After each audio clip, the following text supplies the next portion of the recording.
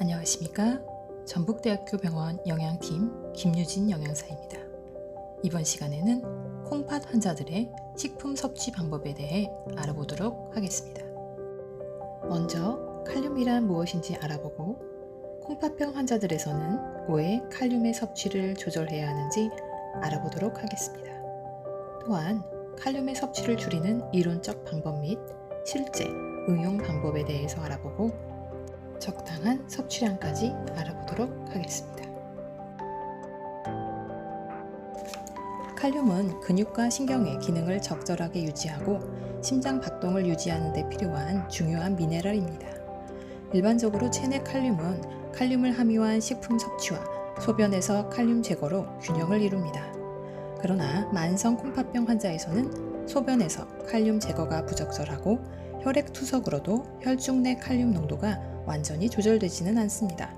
따라서 지속적인 칼륨 섭취에 제한이 필요합니다. 칼륨은 대부분의 식품에 들어있으므로 칼륨이 들어있는 식품을 먹지 말아야 하는 것은 아니라 칼륨 함량이 높은 식품은 피하고 칼륨을 낮추기 위한 조리법을 이용하여 섭취하시는 것을 권장드립니다.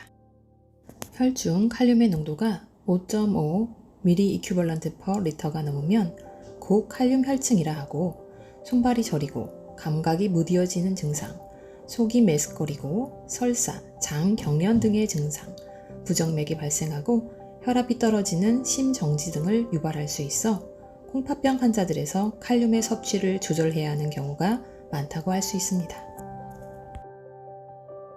그렇다면 모든 식품에 존재하는 칼륨을 줄이는 방법이 있을까요? 다행히도 칼륨의 특성을 이용하면 식품의 칼륨을 줄이는 것이 가능합니다.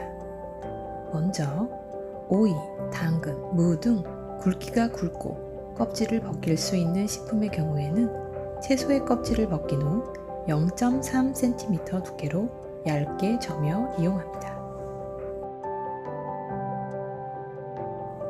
껍질을 벗긴 채소는 재료의 10배 정도 되는 따뜻한 물에 최소 2시간 정도 담가 두었다가 사용이 가능합니다. 2시간 담그어 두는 대신 재료의 5배 정도 되는 물에 5분 동안 끓인 후 헹구어 사용합니다. 담그거나 데친 물을 버린 뒤 여러 가지 요리를 하거나 냉동시켜 놓고 조금씩 사용합니다. 다음은 푸른잎 채소나 콩나물, 버섯같이 껍질을 벗기 어려운 식품에 칼륨 줄이는 방법입니다. 재료의 5배 이상 되는 물에 보통 방법으로 데칩니다. 데친 후 삶아낸 물은 꼭 짜버리고 필요한 경우 새로운 물을 넣어 조리합니다. 이론적으로 살펴본 식품의 칼륨 줄이는 방법을 적용해 보도록 하겠습니다. 첫 번째 스텝은 칼륨의 농도가 높은 식품의 껍질을 벗겨줍니다. 칼륨 줄이기 두 번째 스텝은 수용성인 칼륨의 성질을 이용하여 충분한 물에 녹여주는 것입니다. 이때 주의해야 할 것은 사용할 식품이 두꺼울 경우 식품 안쪽에 칼륨 줄이기가 어려울 수 있으므로 충분한 물에 식품의 칼륨이 녹아날 수 있도록 점이거나 채 써는 작업을 통해 식품의 표면적을 넓혀주시기 바랍니다. 다음은 시금치, 콩나물 등 줄기식품의 칼륨 줄이기입니다. 깨끗이 손질한 채소는 5배 정도 물에 데쳐서 데친 물은 버리고 채소에 남은 물을 꾹 짜낸 후 요리에 사용합니다. 이런 과정을 통해 식품의 칼륨을 줄였더라도 섭취하는 식품의 양이 많아진다면 체내로 들어오는 칼륨의 양이 증가하므로 섭취하는 식품의 양 조절 또한 중요합니다.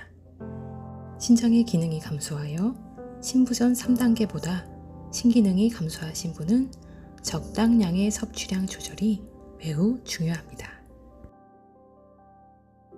앞서 배운 식품의 칼륨 줄이기 전처리를 하신 후라도 신장의 기능이 상당 부분 저하된 분이시라면 생채소의 경우 한 끼 종이컵 하나 정도, 데친 채소의 경우에는 한 끼 종이컵 3분의 2 정도를 넘기지 않도록 섭취하시는 것을 권장드립니다.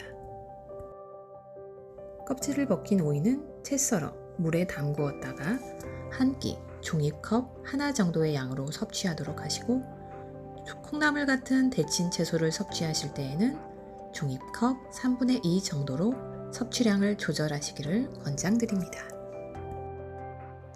내용을 마치며 정리해 보도록 하겠습니다. 콩팥 기능이 안 좋은 분들의 식품 섭취 방법에 대해 알아보았습니다. 영양 성분 중 정상치 이상 시 신경계 및 근육계 이상을 초래할 수 있는 칼륨에 대해서 알아보았는데요. 식품의 칼륨은 몇 가지 전처리를 통해 그 양을 최대 50%까지 줄일 수 있었습니다. 칼륨 줄이기 첫 번째, 껍질 벗기기, 두 번째, 물에 녹이기, 세 번째, 데쳐서 사용하기였습니다. 식품의 칼륨을 줄이는 것뿐만 아니라 섭취량 조절도 중요합니다.